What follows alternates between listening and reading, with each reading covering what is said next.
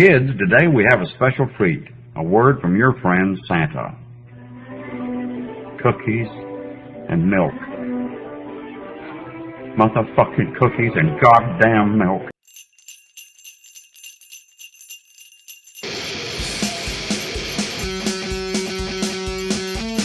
On the lead up to Christmas, the vultures came to me. Batman Returns. I believe the word you're looking for is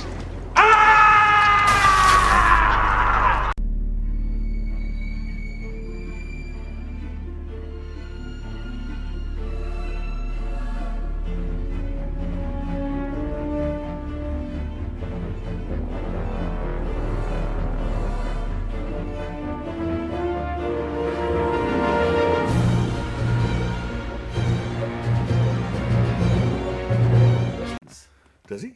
He does. In this one he does. 1992, Tim Burton Returns. Yeah, like a boomerang. A boomerang trotter.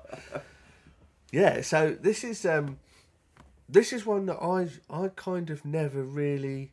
I'm not saying it's not a Christmas film because it is. It's got Christmas in it, but it's not one that I would have necessarily thought of. No, I think it's not one that I would be. I mean, I love it, and I am going to watch it at Christmas from now on. But yeah, do you know what it is? I compiled a list some year, like going back a number of years, and it literally was like, you know, what films are set around that time, and some of them are very obvious, and some of them not so much. And it's just I didn't really think about Batman Returns until I think one Christmas year it just happened to be on. Yeah, and then there was just the scene with the ice princess. Yeah. And old Penguin chucks her off the building, and she lands on the button, and then it's the big Christmas tree. And it turns all the Christmas lights on. You're like, it's a Christmas movie. It's a set Christmas. Yeah, but also it's obviously snow, and that whole Gotham City and snow and the darkness. It does really. I like that sort of Christmassy. Because I didn't even think about it for years. I went to see it with my dad at Cosham. I'll never forget that, actually, because we went to watch it, and we went in, and the lights had just gone down. Yeah. And at that point, we couldn't see where the chairs were. We actually fell over like the back row. Somehow I didn't spill my popcorn. And we were like, okay, we'll sit there and we'll sit in that back row. And I'll always remember just going on at my dad the whole way home about how much I loved that film. But then, it just didn't dawn on me that it was really a Christmas movie. Yeah, I saw it at the cinema, but no, again, I don't know what time when it did actually come out. Did it come out at Christmas time of year? I think it might have done. The first one came out in summer, didn't it? It came out in June. Well, that would have been the summer. But anyway, without banging on about that too long, great cast to start with. Well, you got Michael Keaton returning, didn't you? Yeah, Michelle Pfeiffer looks hot in this. Oh yeah. Danny DeVito, he looks. Well, he don't look hot, does he? He looks short and fat, which is perfect for the Straight Penguin. Off from Stone, yeah. Short and fat, perfect. Christopher Walken. Yeah, another one, great. Who else have you got? You've got Michael Gower returning as Alfred Pennyworth. You have. And I think that's as far as it really goes. As, Do you know what? The inconsistency that I didn't like about it, the one thing is that they didn't get Billy D. Williams back. Oh, right, yeah. Oh, Paul Robins, or Pee-wee. Isn't he? Yeah, he's Penguin's dad. Yeah. So obviously they abandoned the Penguin at birth because he looks a bit hideous.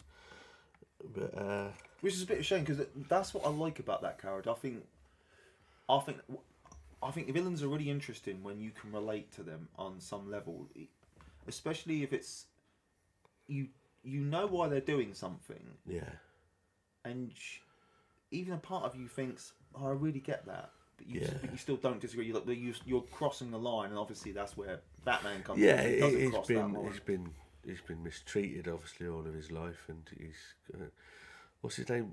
Cobblepot. Oswald Cobblepot. I love it when he makes that little Batmobile go-kart. Yeah. They've sabotaged the Batmobile. Yeah, because he's driving it, isn't he? Like it's one of those kids things you get outside a sweet shop, isn't it? But also in that film, one of my favourite bits in it is when he bites that geezer's nose off. Getting chirping up. Oh, he does, doesn't he? Yeah. But he's going all like this to that woman about, let me just put a pin on you there. With his salmon. His fresh salmon. Like, God. Sticking out of his teeth. Yeah. He's got the arm for her, isn't Yeah, he? bit And like there's the other Aykroyd. guy. Aykroyd when he's got all his beard in changing places.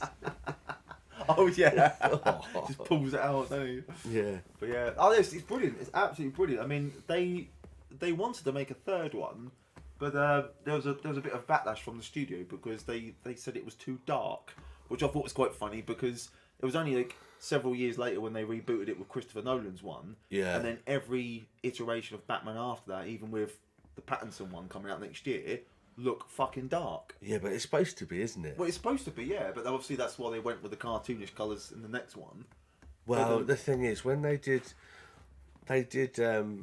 Batman Forever, that was taking a step towards the Batman 66, and the Clooney one was just fucking hell. Supposedly there is a director's cut version of Joel Schumacher's one in the Warner Brothers vaults, supposedly, and it's a near 3-hour cut, but it's supposed to delve a lot deeper and darker into his psychosis in his past. And there is a deleted scene on YouTube where in the trailer in the original trailer there's a moment where he's standing in front of a giant bat. Yeah. And it's that scene where he has to go into a certain part of the cave and face his fears. Yeah. But supposedly there's a lot more of that. But anyway, yeah. So that's the first one. But the second one is brilliant, and you've just got. It is dark and it's really serious, but I like the balance where you've got these really cartoonish characters like Matt Shrek by Christopher Walken, and he looks like something that's just been drawn out of a Tim Burton book, isn't he? And he's got that spiky hair and Giant stuff. hair, yeah. He's almost got like a Jack Skellington pinstripe suit thing on. Yes. Yeah. And he's the one who he creates the Catwoman, doesn't he? Or chucking her out the window. He's fucking horrible. They just pushes her out the window, doesn't she? Yeah, sticks her out. And he is. It's not like you can just kill me. No. Yeah. But that is proper Christopher Walken in that. Try to blab me one more time. I'll throw her out of a window.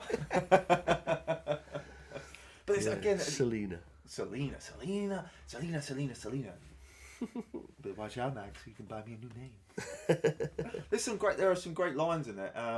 I love that. I love the confrontation with Batman and Penguin, and he says to the Penguin, he's like admiring your handiwork, and he says, was it like perusing the night, doing the things that mayors do, and he's like, you're not the mayor.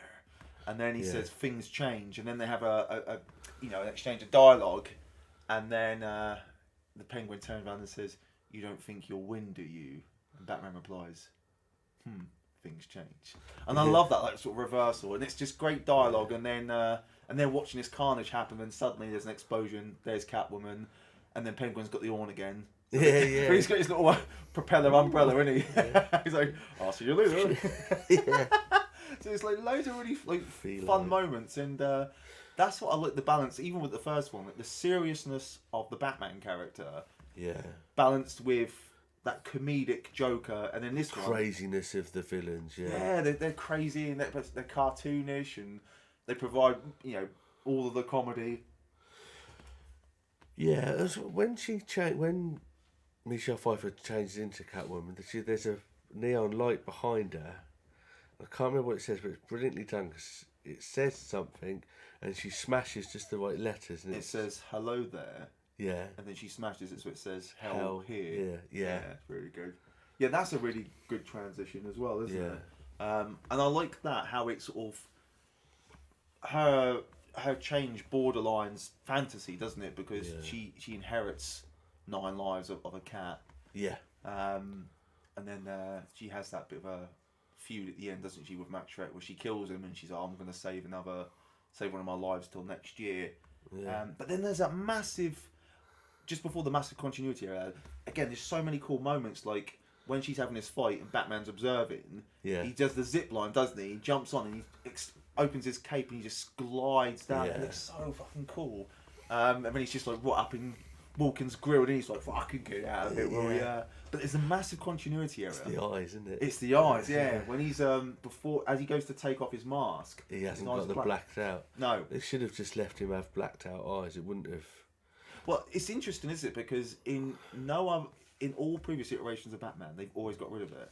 Even like with Bale, there's a moment in in Begins, when he saves Rachel, he takes off his mask and you see him and he doesn't have the black. Whereas in the new Pattinson one, there's a bit at the end of the trailer and they're keeping it in.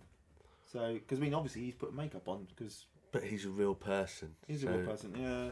So it's really good, and I love the bit. The bit I always said about I chatted my arse off to my dad was when he has that moment with Catwoman and she's like licking his face and it's all sexy. Yeah. On the Get a building. little bonk on, did you? Yeah, I did get a little bonk. Oh, I bet he did. over there. I bet he did. That must have been well uncomfortable down there and his little crotch bit there. Like, oh god. But he gets up and then he gets up onto the side of the building and he pulls out the bat wings. Yeah. Fucking brilliant. Absolutely brilliant. It is a good Christmas movie. A whopping Christmas movie. But yeah. An unexpected one. Again, not one you normally think of, but Batman Returns, people. The only thing I was going to say, just very, very quickly and briefly, is I think they missed a trick a little bit. Because at the end of Batman 89 and Batman Returns, the main villain gets killed. Yeah. And they're supposed to go to Arkham. So that they can come back. But I don't know. I think with the first one, they probably never expected to do another one. No. And then with the second one, obviously they did because they leave it open with, this time it's Catwoman who's looking at the bat signal, but obviously that never worked out. So, anyway. But interested to see old Keaton return in the Flash movie next Ooh, year. yeah. Back in the cow.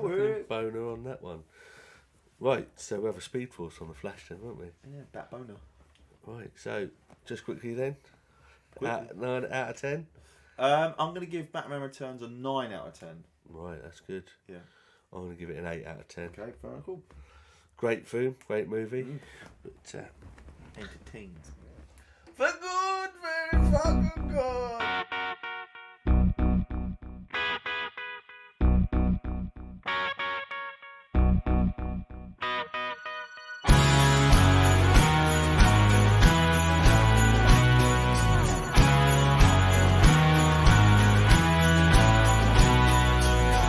The moon is right, the spirit's up. We're here tonight, not to know. We're simply having a wonderful Christmas time. We're simply having a wonderful Christmas time.